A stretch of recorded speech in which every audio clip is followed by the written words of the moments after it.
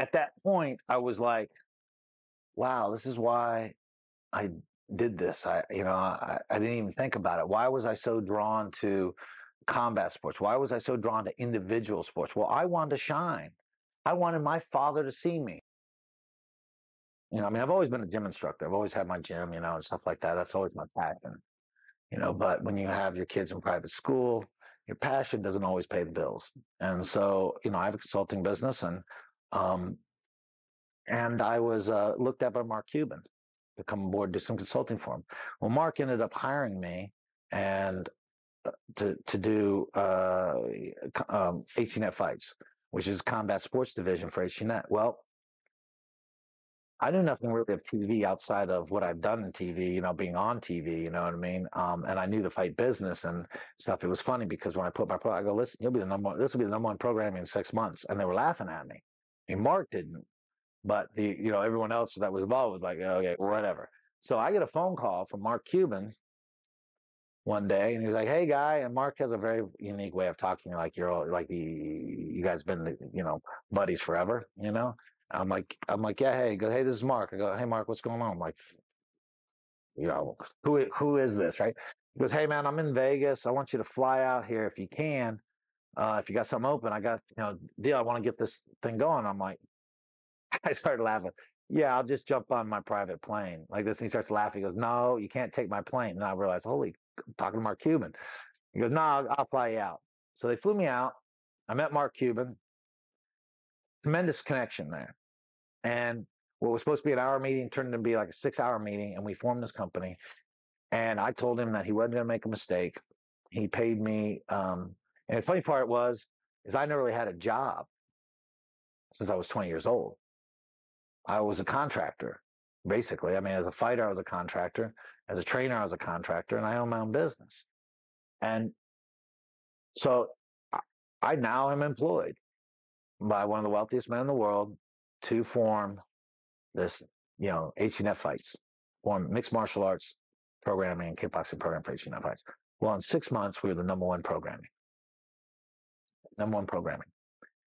And my father came to Texas, and I haven't seen him because we had another falling out, because I found out that there was some shenanigans going on with my sisters and his wife, and I wasn't going to put up with that. So I basically, laid down the law on him, which put a big dent in the relationship. So I probably hadn't seen my father in 6 years. I have a son now. I think Rachel was on her way. I figured, maybe my father would want to see his grandson, because I just don't have normal children. I have the most amazingly beautiful children. And I'm not just saying that because I'm their dad. It's just the freaking truth. They're unbelievable. And, your life is better knowing my children. I guarantee it. They're just very sweet, loving people, which is amazing. It just shows you how much influence mom actually has on them too. And so I introduced my dad, my son to my father, and so he goes, "What you doing now? Are you still being a caveman and fighting?" But then I said, "Well, Dad, I'm a little more sophisticated than a caveman." But yeah, I retired, Dad. I retired 3 years ago. He goes, "Oh, well, that's good. What you doing with yourself now?" I said, "Actually, Dad, I'm the president of HTNet Fights." He goes, "Well, what's that?" So I explained him the whole deal. How one of the wealthiest men in the world took under his wing, and I had to make decisions. You understand? I had to make decisions in this company. I don't even balance my checkbook. All right, I'm making decisions that are costing millions and millions of dollars, and I'm freaking out. I freaked out so much. I called Mark. Mark, I'm not sure. He goes, "Well, I hired you because I thought you could. If you can't, tell me you can't, and we'll find somebody else." So I made some really gutsy decisions, and I had help. Andrew Simon helped me out a tremendous amount. and he actually became on as the CEO later on. But so we made this thing, and I thought, now at least, right, I'm not, you know, this lowbrow Neanderthal anymore, right, in his eyes, right, that I would get a data boy for being the president of HTNet Fights. Not a word. Do you ever remember your dad saying, "I'm proud of you, I love you"? Yeah, my father, you know, my father wasn't Darth Vader or anything. Okay, so it's not like that. I'll be honest, I can't remember "I'm proud of you." You know what I mean? I can't remember that, but my father did tell me he loved me. Which it's frustrating at times, because why would you do? I mean, he would say "I love you," but then he wouldn't pay child support. I mean, what's up with that, right? And then I remember my mom. They interstate the laws came in. They finally changed the laws, like when I was, I guess I was 18 or 19. 18, I think. My brothers were still 17. Anyway, so short story long is, they changed the laws. So my mom sued him for back child support, mainly so we could pay for the education. Because my brothers paid thousands of dollars since they were like 14 years old. They got jobs. We all kind of looked older for our age. You know what I mean? It was kind of like, it's kind of one of those things where, like, people go, "Oh, he's 14 years old." They believe it, but they go, "Okay, he's 19 years old." They believe it. Those type of people. You know what I mean? It's like a lot of women. They go, "Oh, she's like these really attractive women." They say they're 40 years old. Oh, you can believe that, but you can also believe if she said she was like 32, right? So it was kind of like that. And so at 14 years old, they got jobs as banquet bartenders at the Harvey Hotel, and they were banking. I mean, literally, they were making so much crazy money, and I wasn't making very much money at all. In fact, I was probably the least contributor in the family. Of course, that would be typically me, right? and so he got sued for it, and he was in transitions from a job. He started his own company and stuff, and there's always that. And he gets hit with, like, I don't know, it was like $75,000-$80,000 worth of back child support, and he's like freaking out. And he goes, "If you loved me, you wouldn't do this. You love me, you wouldn't do this." And we were like, I was like, really? I mean, $875 is all my father had to pay. You know what I mean? A month. You know what I mean? I mean, that was it. And there was an increments to go up as we got older. You know what I mean? But he wouldn't have paid more than like $1,200 for 3 kids. Yeah. So this idea that he would say "I love you," but he wouldn't actually show it, right? And by his actions. Yeah. My father's expression of "I love you" wouldn't be like my expressions of "I love you." I am, like I said, most people know pretty much where they stand with me. And I'm a very affectionate guy, and I can be very cold too, And so the thing is that, like, he wouldn't be like that. And I've had to teach myself, because this is the problem. And I call it the legacy, because you are cursed with that. You are cursed with what your dad gives you. I never got, that kind of that love you thing, and a lot of my relationships, I just assumed the woman knew I loved her. I wasn't a big "I love you" guy, you know what I mean? And I just assumed, I mean, I was like my father. I used the "I love yous" to manipulate versus, let them know and be like, come on, do this for me. I love you, because I wanted her to do my laundry or whatever, you know what I mean? And but it wasn't that I didn't care for him or anything like that. I just didn't express it like that because my father never did. I believe my father loves me. I do believe that. I believe that his acceptance is conditional. So it's kind of a different kind of love. It's not the love that I think that that is meant for us in a spiritual sense. I'm stuck with this legacy of anger. I walked around pissed off my entire freaking life. You know, um, I was quick to get physical with people. Funny thing is that, okay, like I'm 50% of my father. I mean, almost straight down the middle, 50% of my father, and I'm 50% of my mother. And it makes the weirdest dichotomy because, like, I don't like hurting people's feelings. Right? My mom is like the most sensitive person. I don't like hurting people's feelings. You know, I mean, I like horrible. I am a loving person, you know, when it comes to my family and stuff like that. But I can shut that off like my father in a half a second and put a beating to inch of your life. It's the most crazy thing in the world. I catch myself, I don't know what I look like because I love to see it in the mirror, but I would imagine I look exactly like my dad. My kids would do something, I'd be like, I get it. So my dad would get so mad he couldn't even speak. And I'll be like, and I'm, oh my goodness, man, that's my dad. Now, I've never been physical with my children. In fact, my stepson, I was extremely conscientious of being not the disciplinarian, you know, which I probably should have stepped up and been a little bit more of a disciplinarian, but he's a good boy, good man now. He's 21. But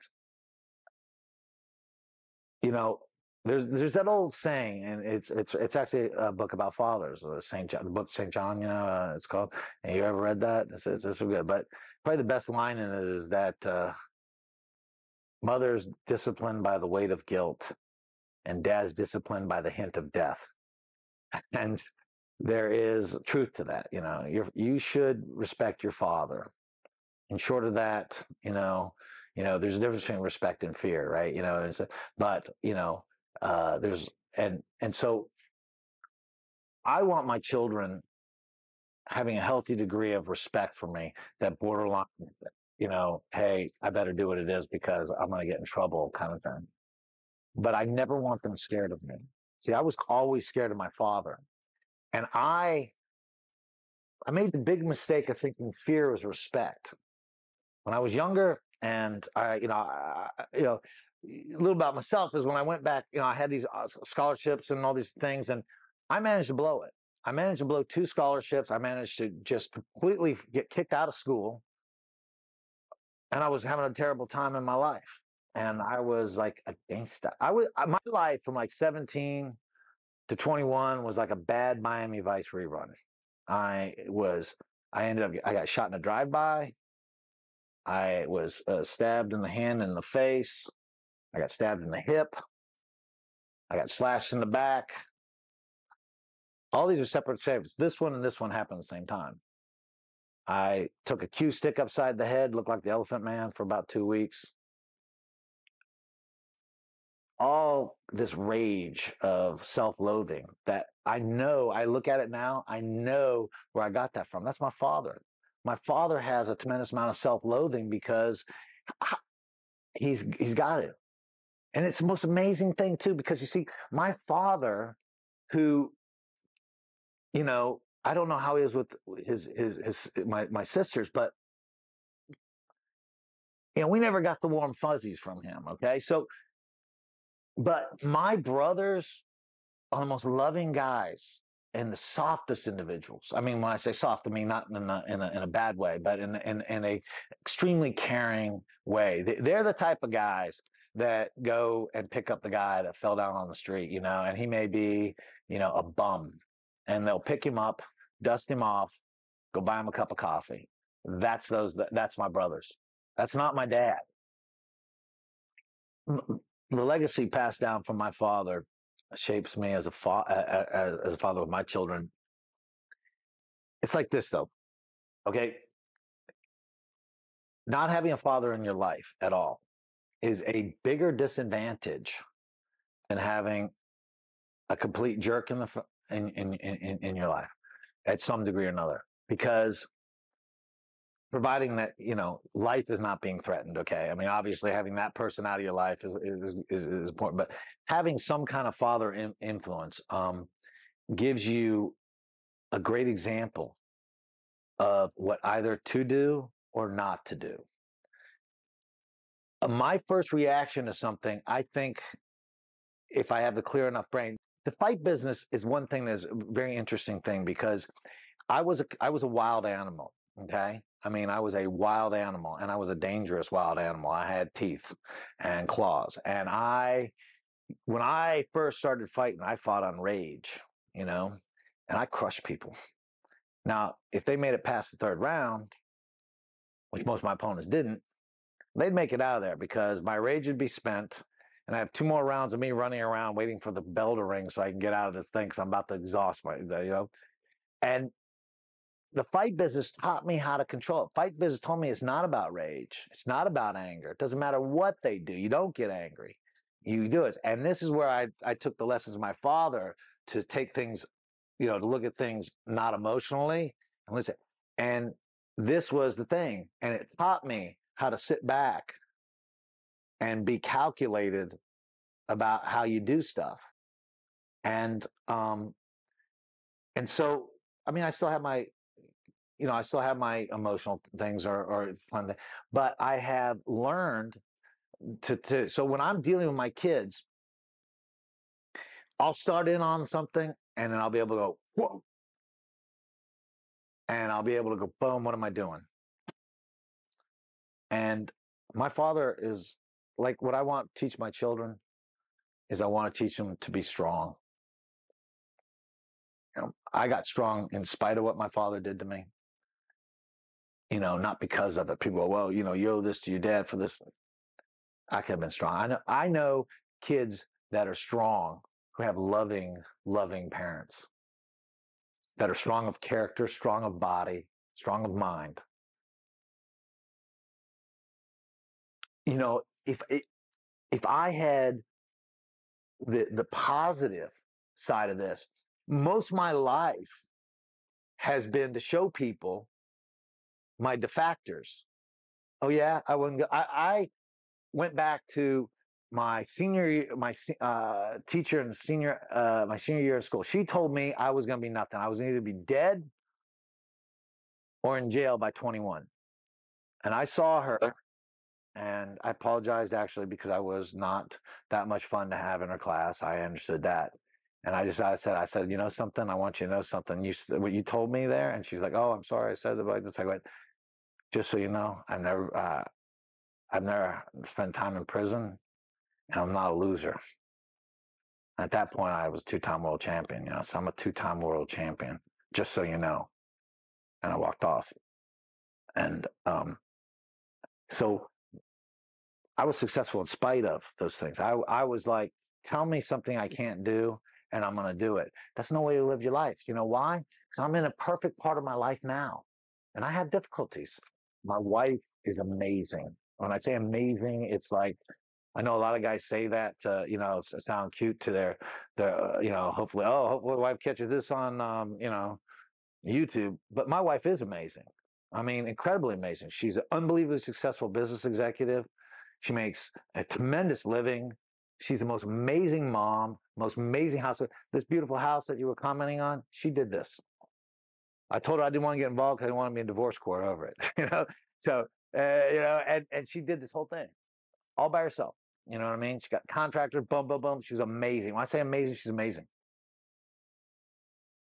But with all that, I still have to teach myself how to get on in life when things are good, not when people want you to win versus want you to lose. I was always great at being the guy going into, like, I spent a lot of my career going into other people's towns and beating up their local heroes. I'd go in there and my job was to win them over, and I could do it. I was a master at it, and, but I don't want to live my life like that. So, but that's my legacy. My legacy is I'm going to show you in spite of this thing. So I don't want that to be passing down to children. I don't want to pass down the anger to my kids. I don't want to pass down these crazy, unattainable expectations, right? My father never said, he was never realistic in his expectations. I mean, why am I not going to Yale? I don't know, because you're not paying for it. I am a poor kid. I mean, we're poor kids. I mean, we went to Plano, okay, but just give you an idea. I mean, when I say poor is relative, right? But we were definitely lower class income. We were, every month was a skin of the teeth type experience, okay? All right. When I had friends who, wrecked 6 cars in 1 year, you know what I mean? I never had a car in high school. I drove a motorcycle, you know what I mean, to work. And it was miserably cold all the time, right? You only remember the cold. You don't remember the heat. And, so when I deal with my kids now, I literally at times have to sit them down and apologize to them for the way I've talked to them. And I pray that I don't do the damage in that initial thing. It's like, it's like when you talk to your wife or your significant other, there is certain language you never use, ever, because it doesn't matter how many apologies or roses or trips to Mexico you give her, it never goes away. It never does. And that's the same thing. I can remember things my father said to me that he can't remember, but I remember as clear as day, that cut like a knife. I don't want that to be me. I do not want to be that with my children. I want them to be strong. I want them to do stuff. I understand the value of being strong. I understand the value of being honorable. I understand the value of being respectful and being respected. I understand the value of education. I want them to value those things. And it's difficult when they want to do this and they want to do that, and you want them to do this, and you want them to do it this. And so, it is I have a constant battle every day to be a good dad. Now, I got it easy. I mean, some parents have a lot worse. Some parents have kids that have ADD problems. Some parents have kids that have actual physical disabilities. Some people have kids that, learning disabilities and stuff. I don't have those things. And I have incredible children. I have an incredible wife. I have an incredible life. And every day, I still have to work at being a good dad. I'm a good man. I mean, I know I'm a good man, but that doesn't make you a good dad, And that's the problem with the legacy, because you're cursed with all that crap. And you react just like your dad. You don't realize it, but you say the same stuff that your dad says. You know what I mean? You use the same things. I understand the value. Listen, my father taught me how to intimidate people. I know how to make people get very scared. I don't really have to say very much. I can walk into a room and make most men feel uncomfortable if I want to, without even saying anything. I don't want to be like that with my children. I don't even want to be like that anymore, any period. You know what I mean? But these are the things that you get stuck doing. You know what I mean? Your frustration because things don't go right. What do? You go to these things that your father teaches you, intimidation. You know what I mean? You know, fear. Things like that. You go to these things because of your frustration. When did you realize the impact of growing up with a father that was the way he was? In other words, when did it hit you that you were like, "Wow, this is why I'm the way I am, because of my father"? Can you share that story with me? Yeah, basically, when I had my big confrontation with my father over his infidelity, um, that was that was the part where I left and went back home and started really kind of like a continual journey now into things like, okay, where you are in life dictates how you see things. Okay. So, you know, so at that point I was like, wow, this is why I did this. I didn't even think about it. Why was I so drawn to combat sports? Why was I so drawn to individual sports? Well, I wanted to shine. I wanted my father to see me. Problem is with football, there's 10 other guys that get to share the glory. When I wrestle and I'm the state champ, I'm the number one dog. When I am the karate champ, I'm the number one dog. When I am the kickboxing champ, I'm the number one dog. So I get to shine. So my father doesn't get to be confused with everybody else. He gets to see me and see me in my glory and how well I did. And I was like, wow. I was like that. And then, of course, the idea of being scared. When I made a conscious decision, when I realized what a coward I was, because I left my brother to take a beating, which you would think it would get easier when it's doing that, but I can't even think about it without being so ashamed and of myself. And I was like, I think I was like 7 years old. I'm 43. Do the math. You figure that I would get over it, but you don't. And I get the same things. And so I think back, wow, my father, because like in high school and stuff, and so if you looked at I would give you a beating to inch your life if you threatened my brothers. I walked into his class. This one kid threatened my brother. He was a leader of the Mexican gang.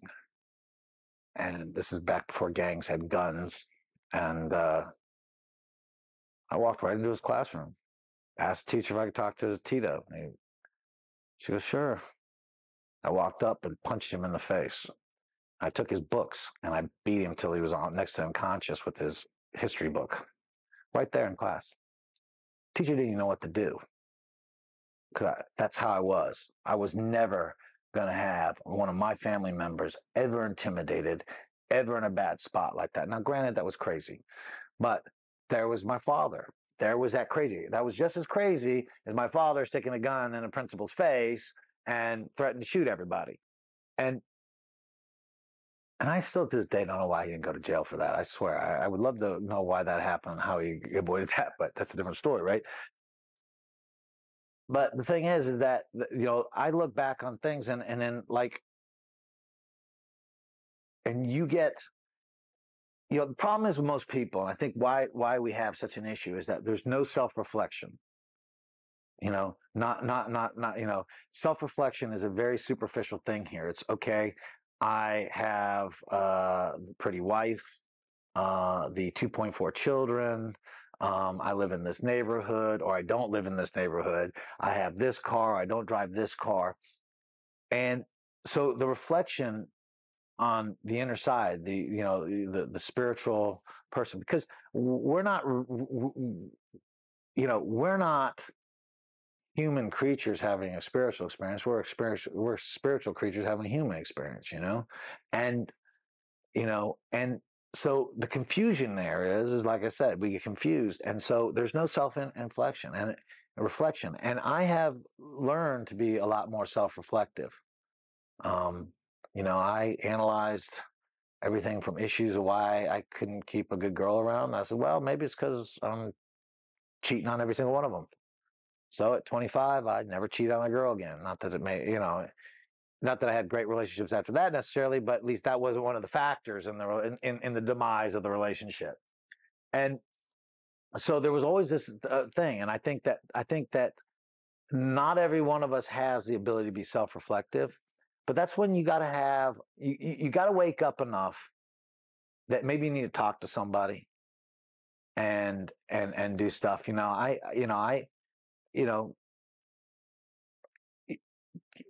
don't, I have in the past, but I find that I tend to be my own best critic on stuff. I am very real about things, about my limitations and and things. And so, um, you know, I, you know, the,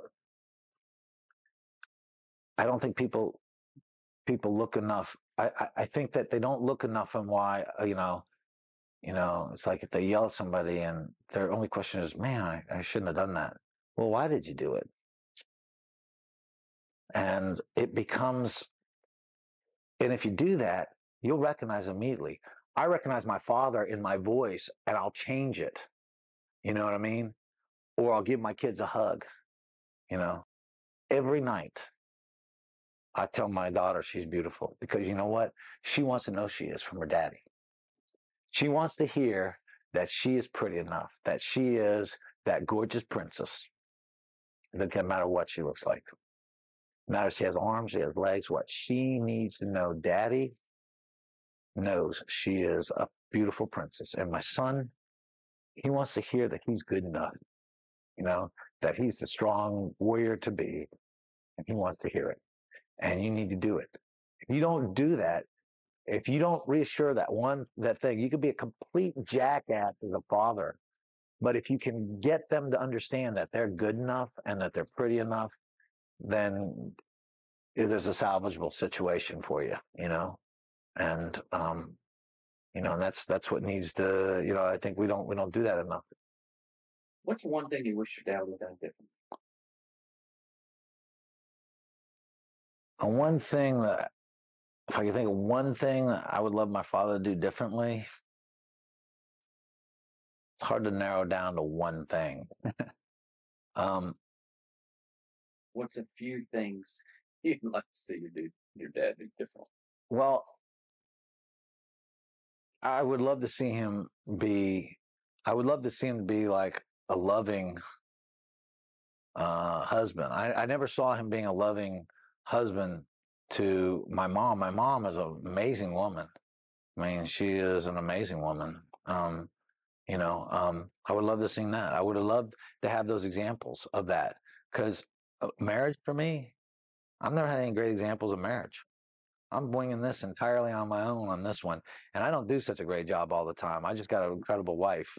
And I know how lucky I am. I mean, the difference is between that is that there is a bit of fear that I learned from my father, because I don't want to be my dad. I don't want to be stuck in this miserable freaking relationship with this miserable woman that they're just miserable, and they're miserable together, and they're like this. I don't want that. I want to have this loving relationship. I want to have this. My mom's a very loving person. I kind of married my mom. My wife is the most loving creature in the world. And I would love to see that. I would love my father not to be so physical with us. And like I said, when I talk about him being physical, he didn't like pull out the coat hanger, heat it up, and start, branding us or anything like that. But he was too physical with us, He was just way too physical with us. I would love it for him not to yell the way he did. I would love for him to be able to do it, talk in a manner that is better, because my example, I yell or talk too loud to my children. Not all the time, but I never want to do that. I want him to be all the good things that I want him to be. I wanted him.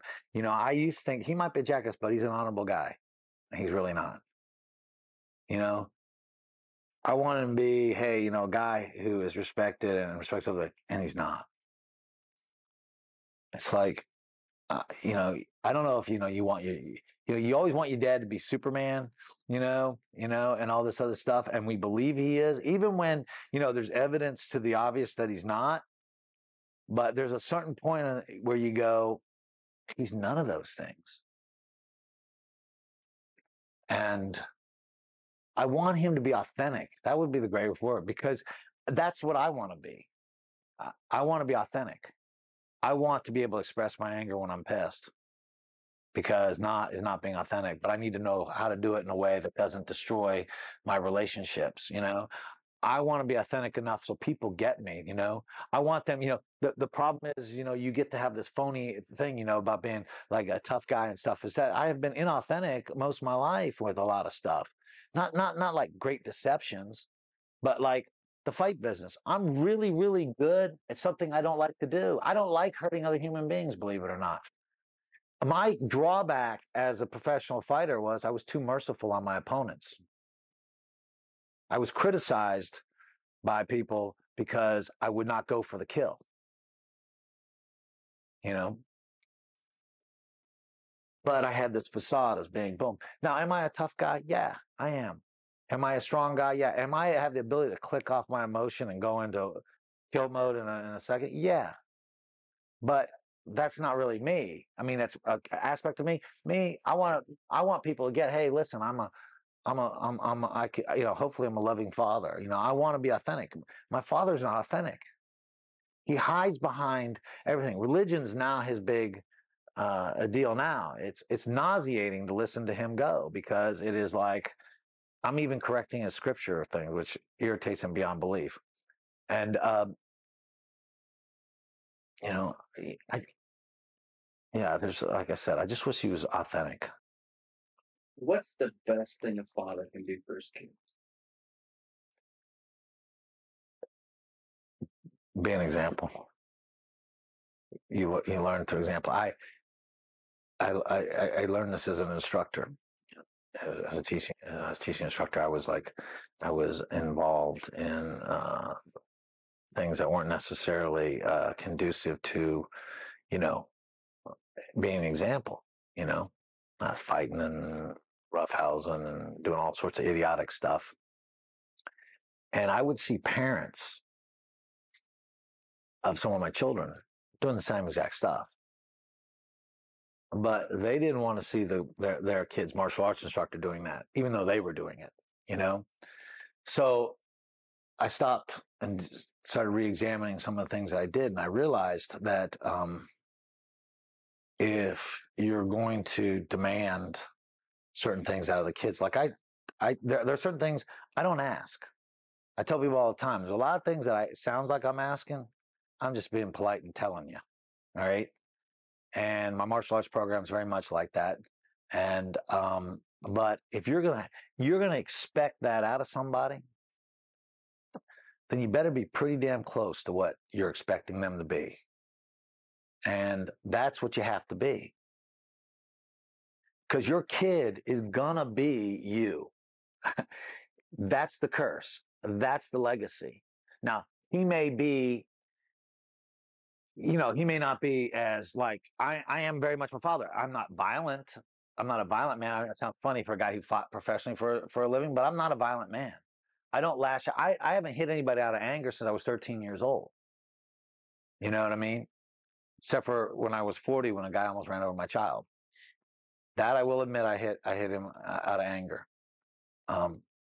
But there was other circumstances behind that. But I think that's one of the most important things. If you want, you know, I want my children to be loving. I want them to be charitable. I want them to give their fellow man a hand up. They see that in their father. We do a lot of charities. We do a lot of stuff. I involve my children in the food lines that we go to. We, on a regular basis, go down the food lines down in PèrE Park and help out. And before they had to go to school, when they were just kids, you know, like kindergarten and like that, I would take him out of school on a Wednesday, because once a month we would go there and he would participate in that, help people out. He'd go play, because these people are waiting in line for like 5 o'clock in the morning, and it goes to like noon. You know what I mean? And there's children there and all kinds of stuff. And Logan would bring his toys and play with the kids, and he would give most of his toys away, like his cars. And he kind of knew that I would replace it. That's probably why he did it. But still, having a kid giving up those things is a big deal. And because he sees me trying to be like that, and you know, I don't want to see him. I don't. I have a unique relationship with my wife, is that we've had 2 arguments our entire things. We have a few disagreements, but we never really argue. And we've had 2 arguments in the 8 years we've been together. And, you know, I don't know why, because I can be a very disagreeable person, but we don't. And I want my children to see that. I want my son to go, you know what? When I pick a wife, I want someone like my mom, because you couldn't do better. You know what I mean?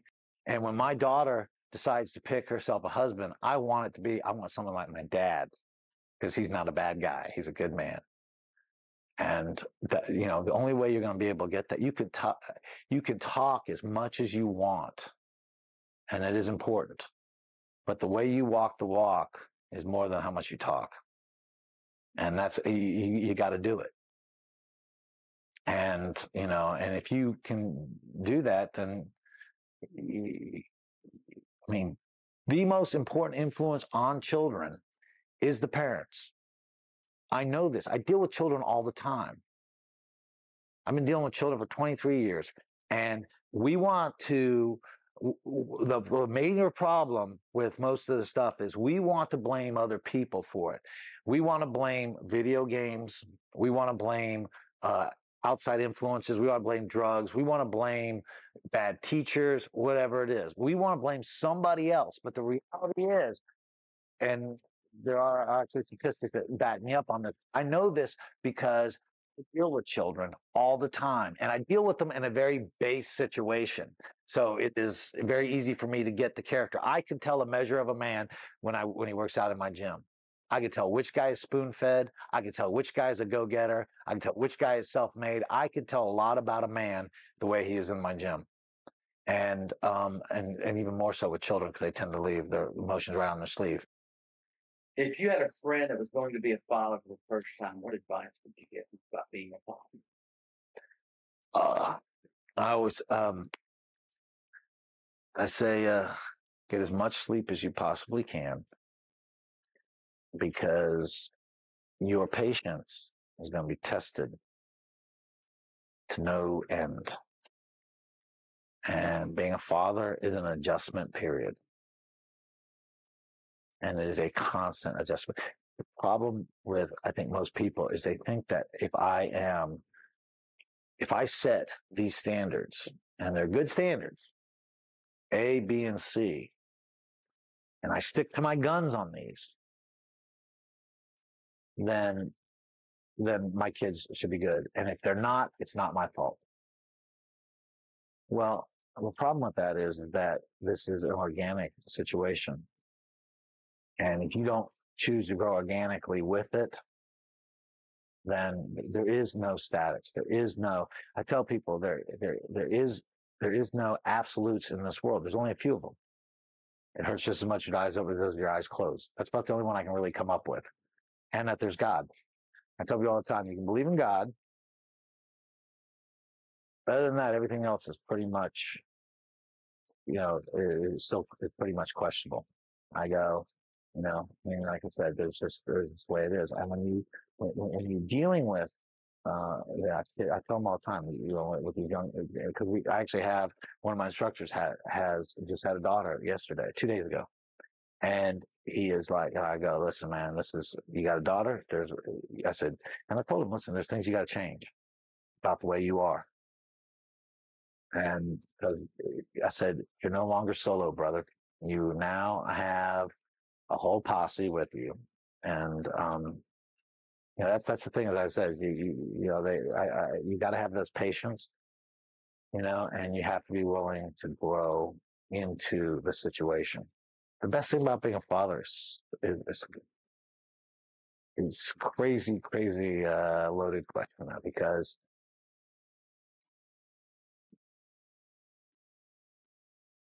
it's going to sound stupid, but it's like, okay, this morning I took the kids to school. I take the children to school almost every day. I get to do that.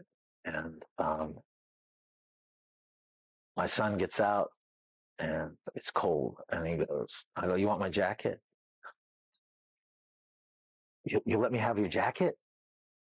Yeah, I want to wear a jacket. And he puts my jacket, and I have a sweat jacket on. It's like, you know, 10 times too big for him. And the first thing he goes is, I'm wearing my daddy's jacket. He said that to the kids walking in.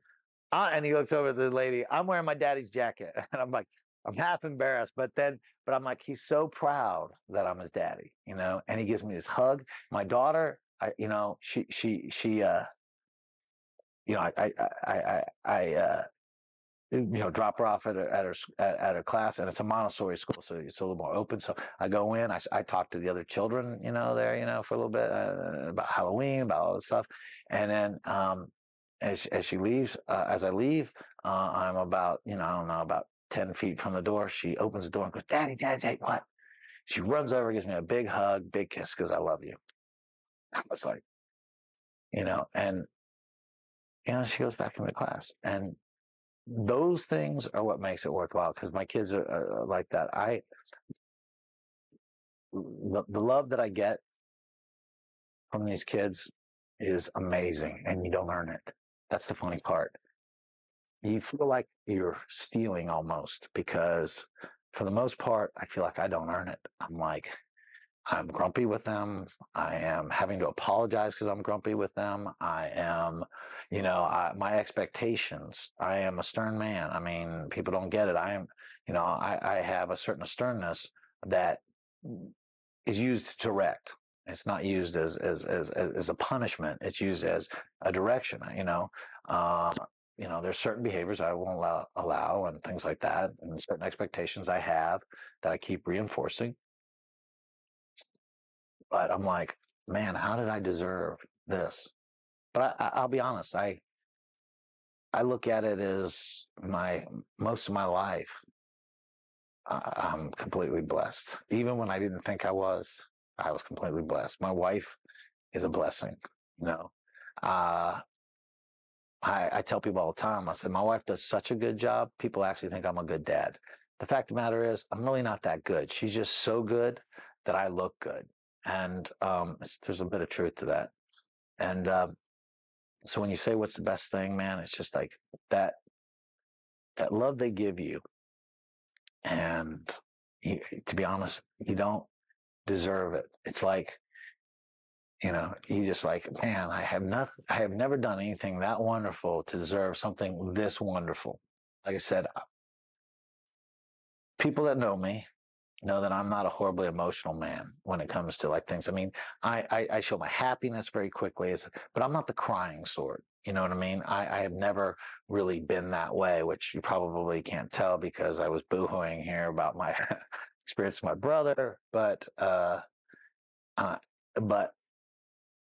my children, I get teary-eyed. I was teary-eyed walking out of the school today because I was like, man, I've got it so good. You know, I mean, I've got it so good. And I've always wanted to be a father. The funny part is the two things I've always wanted to be is married, want to have a partner like that, and I want to have children. And now I've never had great examples of how to raise children. I've never had great examples of marriage. My mom is the most wonderful woman, but she's like a lot of women. If they could pick 10 good ones, she picks the 11th, you know? And,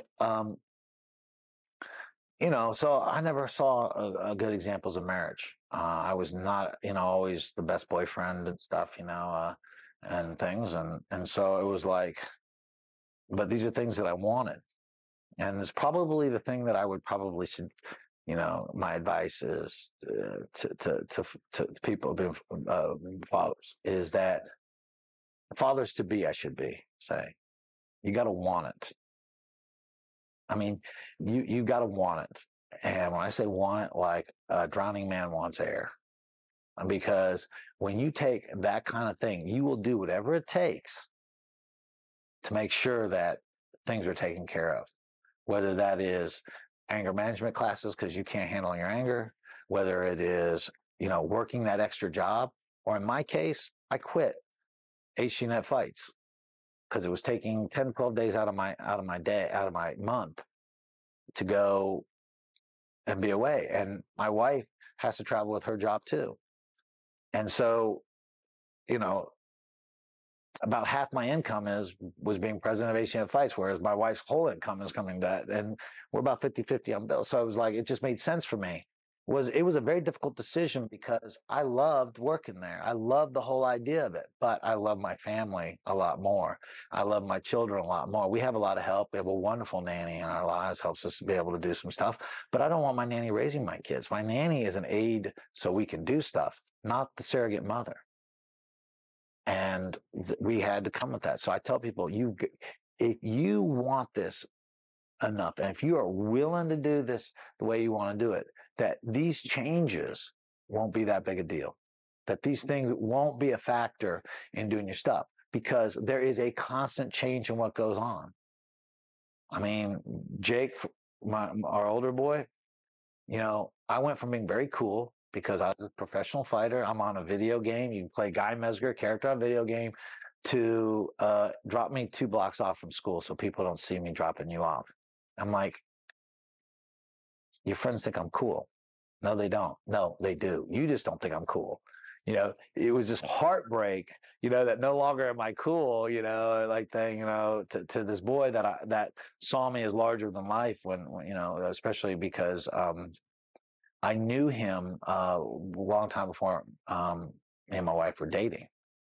You know, you got to see maybe in the height of my Superman years, you know, and it's you know, you got to make these adjustments, and you got to be willing to do it, and you got to be willing to keep a smile on your face while you're doing it.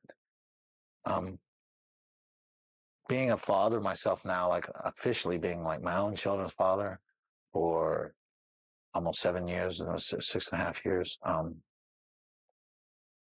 It's been the best thing that I have, the best accomplishment that I ever did. You know, like I said, I was a 5-time world champion, you know, something, you know. Greatest accomplishment was getting my wife to marry me, and very close, either tied with that or very close behind it, is having those children. And you've got to always have that sense of appreciation, even when they're driving you nuts, especially when they're driving you nuts. Watch the Father Effect movie for free on YouTube.